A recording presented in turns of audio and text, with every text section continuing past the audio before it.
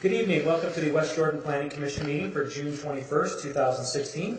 We have 5 members of the commission present with us tonight. Commissioner Queenie and Sikoski are excused. If you would kindly silence your electronic devices, this meeting is being recorded for the public record. We'd greatly appreciate that. Jumping straight into our agenda, we have one item on our consent calendar, which is the minutes from our June 7th meeting. Commissioner Pack. Thank you. I'd like to move that we approve the minutes from June 7th, 2016 as listed in the staff packet. Second. Motion by Commissioner Pack, second by Commissioner Green. Discussion of the motion? All in favor say aye. Aye. Any opposed? I'm abstaining as I was absent. And I did vote aye there, so. Motion carries 3-1. I'm slow. 4. 1, 2. No. Judy abstained. 4-0 with 1 abstention. There we go. Oh, thank you. You can't add tonight. Wow. All right. Next item on our agenda is the Larson Meadows subdivision, considering a preliminary subdivision plat, 12 lots and 1 parcel on 8.52 acres. VP Homes, Tide Range is the applicant. Is the applicant present? Turn the time over to you, sir. Thank you. I have a short PowerPoint just to go through a couple of points here concerning this. You can go ahead and go to the next slide. This is, and click it one more time. The parcel is located 7953 South, 2700 West. It is this shaded portion, so it's not immediately adjacent to 2700 West, but it is the eastern portion of this property. It's approximately 4.32 acres. The stub street right here is Luster Point Lane. Go ahead and click to the next slide. This is the preliminary plat, and you can see this is our connection to Luster Point Lane. Go ahead and click to the next slide, and click one more time. It is 13 single-family lots. Each lot is greater than 11,000 square feet. You'll see that we have a stub street coming here to the south with a temporary turnaround, stubs to the south, and we also have a stub to the west here. This temporary turnaround also has, and I think you're aware from the staff report, a deferral agreement is in the works right now with the city that will allow for this temporary turnaround to be eliminated and the typical 50-foot right-of-way put in when this is developed to the south. Go ahead and click on the next slide. As far as, and I know this is something you're all familiar with, and it's in the packet. As far as criteria for approval of the preliminary subdivision, I just wanted to review real quickly. There's 4 criteria. The first one, consistent with the adopted goals, objectives, and policies as set forth in the city's general plan. It is consistent with medium-density residential. We have 3 dwelling units per acre, and the medium-density range is 3.1 to 5. So we're actually lower than that when we're talking about how this is consistent with the general plan. So it is consistent. Criteria 2, adequate access to public streets and highways and safe and efficient. And staff has found that yes, it is. I mean, we have 50 feet right-of-ways, 5-foot sidewalks, 5-foot park strips. Traffic is not anticipated to be impacted in a significant way. So the finding is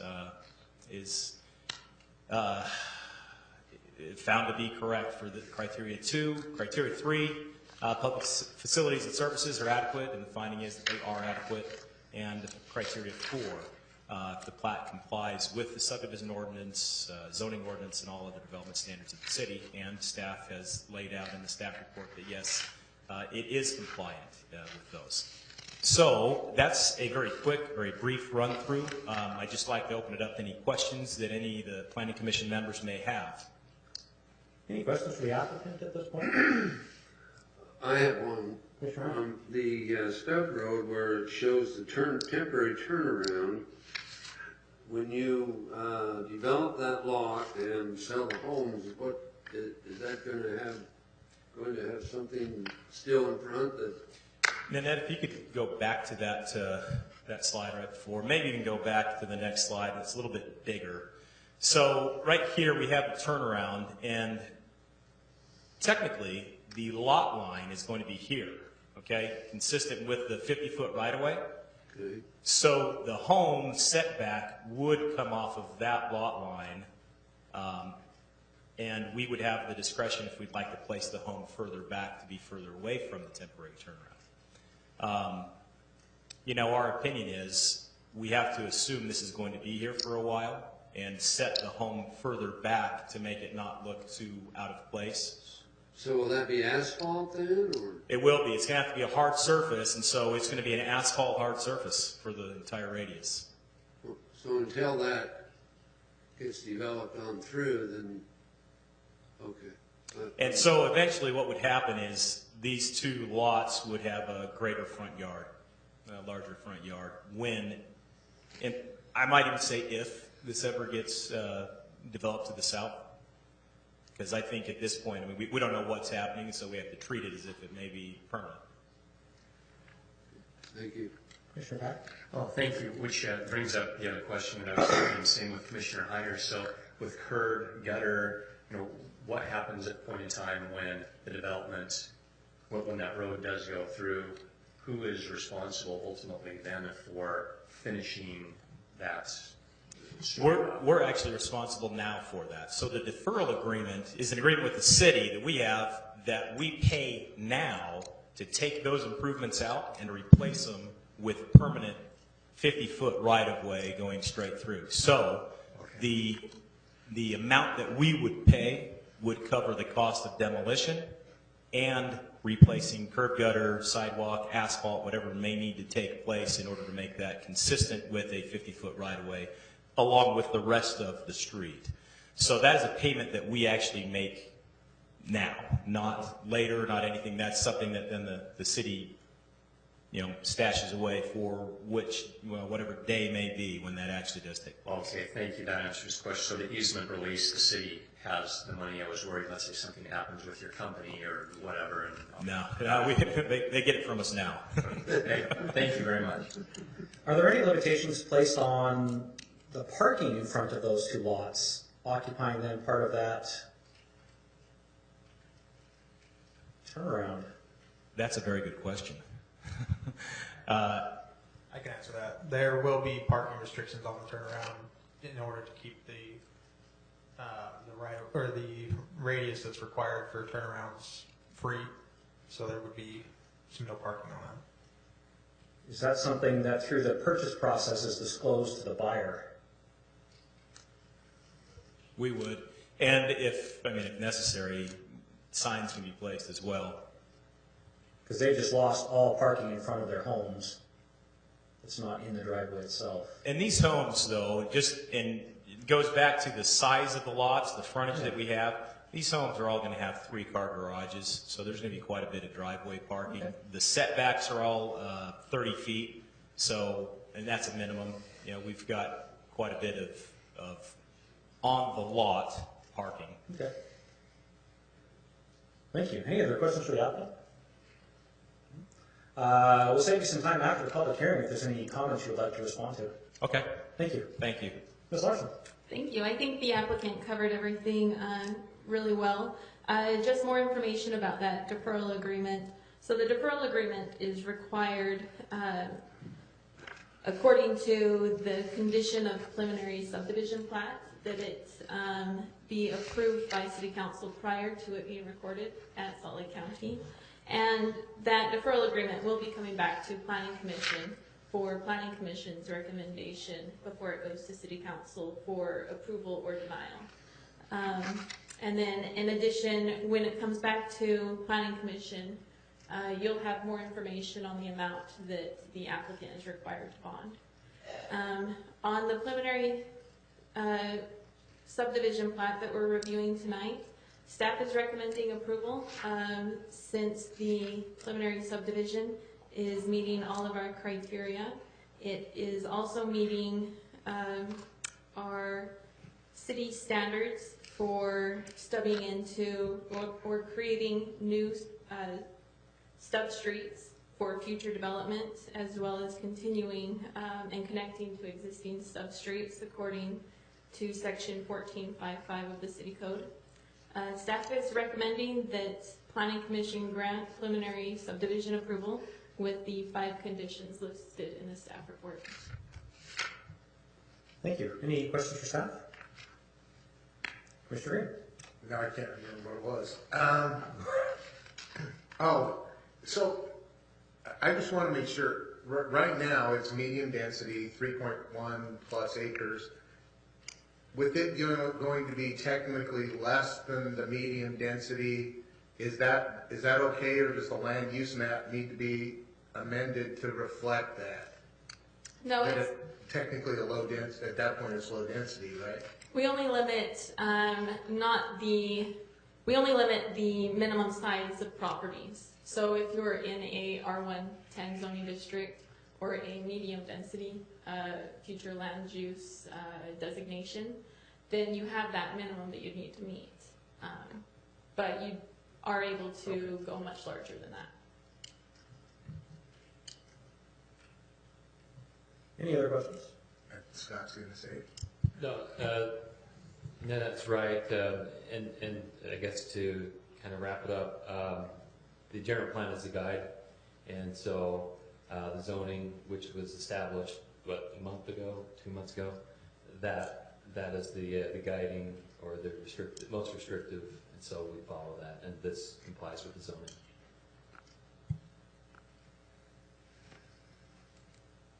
That appears to be all. We'll now open this portion of the meeting to the public as a matter of introduction for public hearings. You'd be invited up to the microphone. We would kindly ask that you give your name and contact information in the event city staff needs to follow up with you on your comments or questions there. You'll have 3 minutes, and you'll hear a buzzer go off at the 3-minute mark. If you kindly wrap up your thoughts at that point, we would appreciate it. And with that, anybody who would like to speak is welcome to come forward.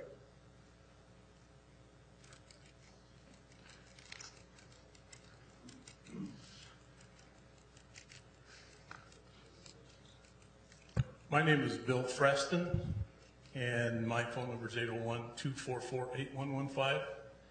And on Lester Point, if you can see the 2 houses, it's already there. It's the end of where the chain link fence is now, going into the new property. Our concern is couple-fold. Since they're not coming in from 27th, they're going to be coming in from 78th. We're concerned, the little children and stuff that's in the neighborhood, that there's a lot of little kids through there, of whether or not speed bumps would be put in there to keep the speed down. But as well as where our houses are, I know what they've told me is that once they start doing construction, they're just going to park their heavy equipment inside on the empty lots. But our concern is where are they going to park until they actually get that stuff. They're going to park them right in front of our houses, all that heavy equipment. My neighbor across the street, the Nelsons, also had that same concern of where they're going to park their heavy equipment to start doing all this construction. So also there's I don't know if it's involved in the construction part of the lots, but next there's a chain link fence on our side, there's a chain link fence on their side that separate the fields. And there's also, it's built up there, whether that's going to be leveled down to fence level or ground level, because right now they water those fields, they flood the fields, and so there's a bank, so it supposedly doesn't come over into my driveway, but it has done. So anyway, we're just wondering what the construction of that's going to be. And when have they decided on a date of construction? When is it going to start? I came in a little late, so. We're at the very preliminary stage of this. We're only reviewing the preliminary site design. There's still some other steps in the process. So okay. I don't know that a date's been set. Okay, so because I came in a little late, the original was there's going to be 12 lots. Now it shows 13. Has the lot sizes increased or decreased, or how are they adding that? When they came in for the rezone, they had a corner. So there was a lot of corner lots where those lots did have more square footage than what it's showing right now. But overall, these lots still meet the 10,000 minimum, and they're actually greater than the 10,000 square foot minimum than what's in the zone. It's 11,000 square feet. So because they got rid of, because the overall street layout changed, there's less corner lots, so they're able to utilize more of that square footage, where before they weren't. Okay, so also my understanding is, based on this, that eventually the idea is to take that road straight through to 27, where before it was going down and around and then out on the original plan? Not necessarily. That's something that we'll need to look at. If it would be straight to 2700 West, or if it will continue south, curve down and continue south before going out to 2700 West. It's not decided yet. Okay. Thank you. Anyone else would like to comment on this item?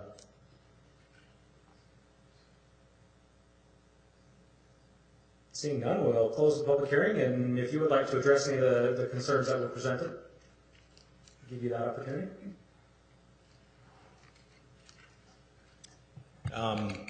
Construction date being one of them is really, I mean, as soon as we have a signed Mylar, which is, it's a good question.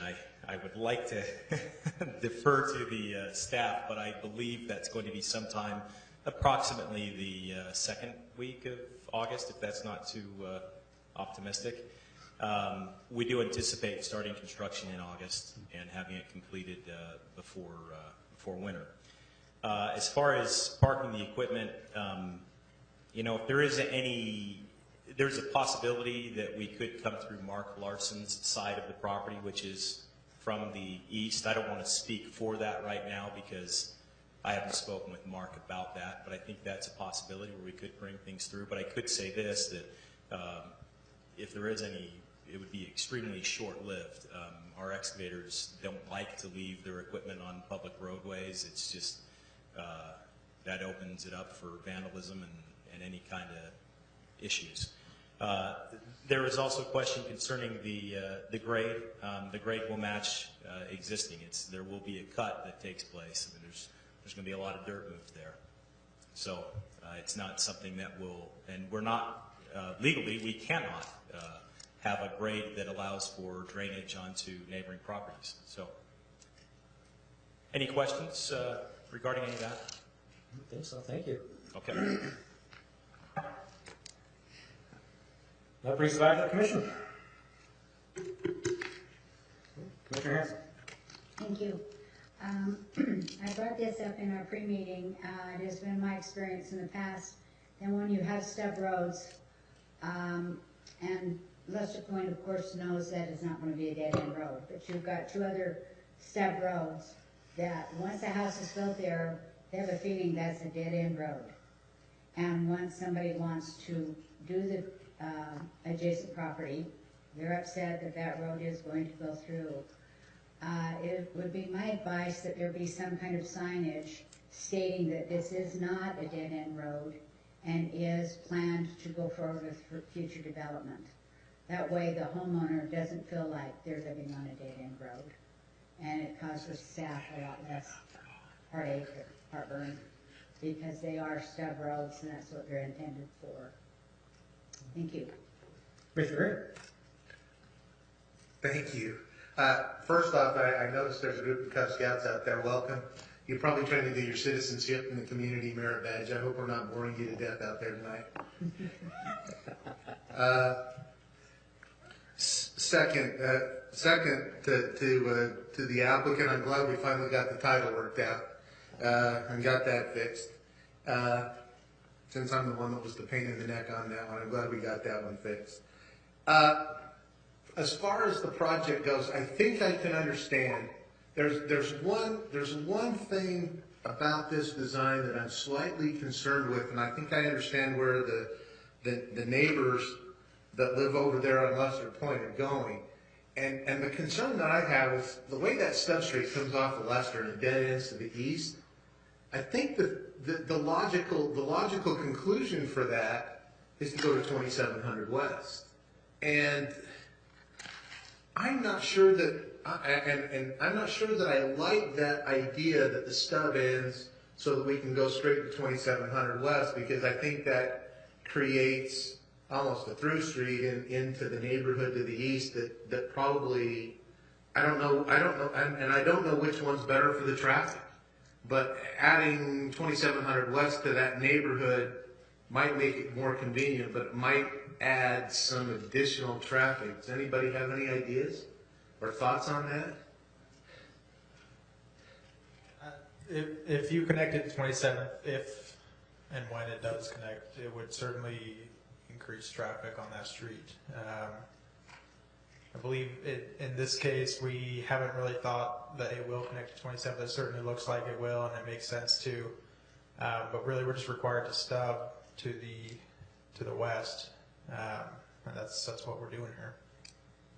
But, you know, from a perspective, I mean, it's the common sense connector and it's the common sense stub, but it does create an issue adding another stop sign. If that does go through, it adds another stop sign on 2700 West and out there, particularly near the high school.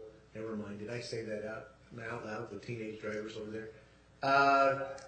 So, you know, I guess that would be my concern. Not sure that there's anything that we can do about that because it meets the code, but it is something that we need to look at. And then the last thing that I had is that I do know that obviously the neighbors have some concern over construction. I know when new subdivisions are being built, there's a lot of dirt and can be a lot of mud that ends up going through neighborhoods and those kind of things. I think my advice to the applicant here would be to try to be as good neighbor as you possibly can with the existing neighbors, and if you can work with them to mitigate the construction traffic with the excavators, if there's ways that you can mitigate a ton of dirt being drug through those streets that makes it a mess that they have to deal with, I think that would probably go a long way in alleviating their concerns. From my perspective, 13 houses, 12 houses in that area, it's probably a good beneficial thing to the city, and I'm glad it's just that we're not adding R18 like we talked about before. So. And the fact that they're all bigger than a quarter-acre lots, it looks like from the design, that looks like it's a good project. So, but that's for what it's worth. Those are my comments. Any further comments, questions, concerns? I'll go ahead and make a motion. I move the Planning Commission approve Larson Meadows preliminary subdivision plat for the property located at 7953 South, 2700 West in R110E zoning district, with conditions 1 through 5 as listed in the staff report. Second. Motion by Commissioner Law, second by Commissioner Pack. Any discussion to the motion? Hearing none, all in favor say aye. Aye. Any opposed? Motion carries 5-0. I fixed my math. Got it right that time. Okay. Last item on our agenda tonight is Salt Lake County District Attorney's Office. Preliminary site plan and conditional use permit for building height in a PF zone. Greg Beecher is the applicant. Is the applicant present? Turn the time over to you, sir. Thank you. We're here to propose a 28,000 square foot office building to house the Salt Lake County DA. They see this area as a growing area, and as part of an overall project, we have a downtown site that's being done as well. But they feel that this is the center of the new growth, and this is the place to build this office building. We're proposing a building that's 28,000 square feet with about a 14,500 square foot footprint. We've pushed it up into the corner close to the court so that they have easy access to the courtroom, to the courtroom. We're also trying to tie in with the library so that we're good neighbors and continue some of the landscape features that come across on a diagonal there. We have 77 parking stalls. 30 of which are secured for the attorneys themselves. We've taken into account in our design radiuses for fire truck access to come in and come back out. We're also developing we're finishing, paving the road to the south as far as the west property line, so that at a future date, the city can continue that on to 2200 West. Our materials that we're using are brick and stone and some ACM panels, aluminum panels with some curtain wall elements. We're asking for the conditional use because we're 47 feet tall, which we feel is kind of in with what you have here on campus now. It's tough to get a 2-story building with mechanical units and stuff in a 30-foot height. But we feel like we've got a good addition to the civic center that you have here, hoping that you'll approve our project. Any questions for the applicant? We all commented on our pre-meeting how there are no buildings in this area that currently meet the 30-foot requirements, so wonderful. Thank you, sir. Thank you. Ms. Larson. Thank you. I think that the applicant covered all of the main points on the preliminary site plan. Just to remind Planning Commission, this is a 2-motion item. So the first would be for the conditional use to allow a building with a height of 47 feet. And in the PF zone, the maximum height without a conditional use is 30 feet. And staff is recommending that Planning Commission approve that additional height with the 4 conditions listed in the staff report. And the preliminary site plan, staff is recommending that Planning Commission approve the preliminary site plan with the 5 conditions listed in the staff report. Thank you. Any questions for staff? We have none. This was also agendized as a public hearing, so we'll open that up to any of the Cub Scouts who would like to come comment on this particular item. They are the last of our audience this evening. Seeing none, we'll close the public hearing and bring it back to the Planning Commission. You guys are quiet tonight. Is it the heat? Must be. Commissioner Hanson. Well, I'll speak up. I do want to congratulate you on your landscaping plan. I'm really big on shade parking, and I see you're providing that. So, thank you. Thank you. Commissioner Pack. Well, seeing no other comments, I'll make a motion. Please. Based on the positive findings set forth in the staff report and information received during this meeting, I move the Planning Commission approve a conditional use permit to allow a height of 47 feet located at 8090 South, 1825 West in a public facilities PF zoning district with the 4 conditions listed in the staff packet. Second.